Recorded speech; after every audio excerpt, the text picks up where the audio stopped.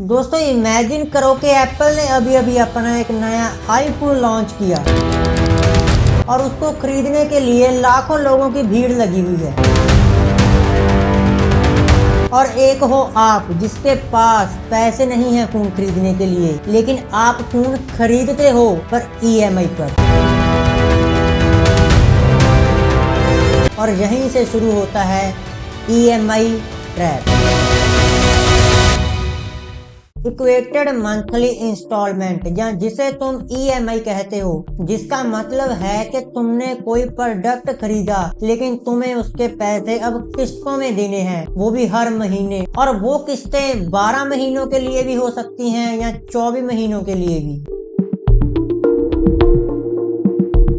हमारे देश में लाखों नए फोन लॉन्च होते हैं, लेकिन जब भी कोई नया फोन लॉन्च होता है तो उसके नीचे बड़े बड़े अक्षरों में लिखा रहता है कि नो कॉस्ट ईएमआई अवेलेबल। और ये देखकर तुम्हें लगता है कि कंपनी तुम पर कोई एहसान कर रही है, लेकिन तुम्हें बता दूं कि कंपनी तुम पर कोई एहसान नहीं कर रही, बल्कि तुम्हारा फायदा उठा रही है। हाँ, बताऊंगा वीडियो के लास्ट में कि कैसे, लेकिन पहले ये समझो कि ईएमआई 2 प्रकार की होती है। एक ईएमआई तो होती है कि मान लो तुमने कोई प्रोडक्ट खरीदा, मान लो तुमने 80,000 का कोई आईफोन खरीदा और अब तुम्हें उसकी किस्तें 24 महीनों के लिए भरनी है, और लास्ट में जो अमाउंट तुम्हें उनको देनी है वो 80,000 नहीं बल्कि 85,000 के करीब होगी, क्योंकि उसमें वो तुमसे उस ईएमआई का इंटरेस्ट भी लेंगे। तो तुम्हें हर महीने लगभग उन्हें 3500 रुपए पे करने हैं और साथ में इंटरेस्ट भी देना है। और एक ईएमआई होती है नो कॉस्ट ईएमआई, जिसे देखकर तुम्हें लगता है कि कंपनी तुम पर कोई एहसान कर रही है, तुम्हें लगता है कि इसमें हमें इंटरेस्ट नहीं देना पड़ेगा, लेकिन वो तुम्हारे साथ खेल रही है। ये देखने या सुनने में जैसा लगता है ना कि नो कॉस्ट ईएमआई है मतलब इंटरेस्ट नहीं देना पड़ेगा, वैसा होता नहीं है। बताऊंगा तुम्हें, ये भी बताऊंगा।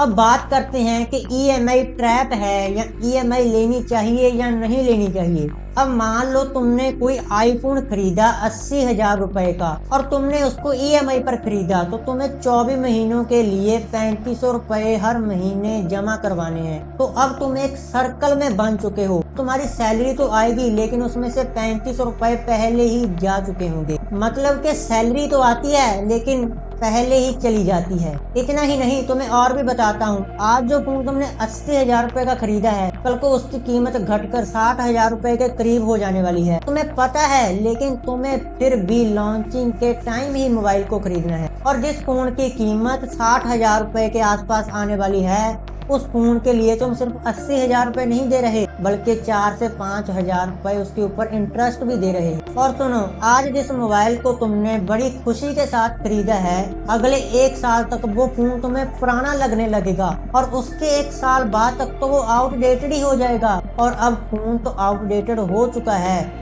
लेकिन ईएमआई तो तुम अभी भी नहीं भर रहे हो ना। तो अब तुम खुद सोच सकते हो कि ईएमआई तुम्हारे हिसाब से ट्रैप हुई या नहीं हुई। तो अब अगर बात करें नो कॉस्ट ईएमआई की, जब कोई भी मोबाइल लॉन्च होता है तो उसके नीचे लिखा रहता है कि नो कॉस्ट ईएमआई अवेलेबल, और तुम्हें लगता है कि कंपनी हमसे इस ईएमआई पर इंटरेस्ट नहीं ले रही, मतलब कि कंपनी हम पर कोई एहसान कर रही है। लेकिन तुम्हें बता दूं कि कंपनी तुम पर कोई एहसान नहीं कर रही, बल्कि तुम्हारा फायदा उठा रही है। वो प्रोडक्ट जो तुम खरीदने वाले हो, मान लो वो आईफोन है 80,000 रुपए का, लेकिन उसकी रियल प्राइस 80,000 नहीं बल्कि 70,000 रुपए होती है। उसमें 10,000 रुपए पहले ही ईएमआई के लगा दिए जाते हैं और बाद में तुमसे कहा जाता है कि ये प्रोडक्ट हम नो कॉस्ट ईएमआई पर तुम्हें दे सकते हैं। इस तरह से कंपनी तुम लोगों के साथ खेलती है। देखो, ईएमआई से मुझे जहाँ किसी को भी कोई प्रॉब्लम नहीं है, लेकिन प्रॉब्लम ह्यूमन साइकोलॉजी की है। ये जो भगवान ने हमें बुद्धि दी है ना, इसकी प्रॉब्लम है। तुम लोग जब भी कोई प्रोडक्ट ईएमआई पर खरीदते हो तो तुम सोचते हो कि यार 3500 रुपए की तो बात है, चलो एक और प्रोडक्ट ईएमआई पे खरीद लेता हूँ, मुझे इसकी जरूरत है, ये भी खरीद लेता हूँ। और फिर 1 से 2, 2 से 3 और 3 से 4 प्रोडक्ट होने में देर नहीं लगती जो कि तुम ईएमआई पर ले चुके हो। और इस तरह से तुम एक ऐसी चेन क्रिएट कर लेते हो जहां से सिर्फ तुम्हारे पैसे जा रहे हैं, पैसे आ नहीं रहे। तुम्हें एक बात और बताता हूँ कि जब भी ना तुम किसी रिच आदमी, मिलियनर, बिलियनर को देखोगे या किसी मनी रिलेटेड बुक को पढ़ने जाओगे, तो वहाँ पर एक कंसेप्ट होता है कि हमें हमेशा एसेट्स क्रिएट करने चाहिए, ना कि लाइबिलिटीज। यहाँ पर एसेट्स का मतलब है कि कोई ऐसी चीज जहाँ से इनकम रेगुलर आ रही है। जैसे मान लो मैंने कोई यूट्यूब पर वीडियो डाल दी और उस वीडियो से 5 साल बाद भी मुझे इनकम जनरेट हो रही है, मुझे ऐड के थ्रू रेवेन्यू हो रहा है, तो वो मेरा एक एसेट होगा। तो यहाँ पर लाइबिलिटीज की बात करें तो कोई ऐसी चीज जहाँ से पैसा रेगुलर जा रहा है। जैसे तुमने कोई लोन ले लिया, जहाँ कोई ईएमआई ले ली, अब जहाँ से पैसा मंथली बेसिस पर जा रहा है लेकिन आने का कोई रास्ता नहीं है, तो इसलिए कहा गया है कि हमेशा एसेट्स क्रिएट करो, ना कि लाइबिलिटीज। अब हो सकता है कि तुम रेंट पर रहते हो, तुम्हारे ऊपर फैमिली की रिस्पॉन्सिबिलिटीज हो, तो तुम्हें चाहिए कि ज्यादा से ज्यादा पैसा तुम सेव करो और इन्वेस्ट करो। लेकिन तुम कहाँ से सेव और इन्वेस्ट करोगे, क्योंकि तुम्हारी सैलरी तो आई लेकिन पहले ही चली गई।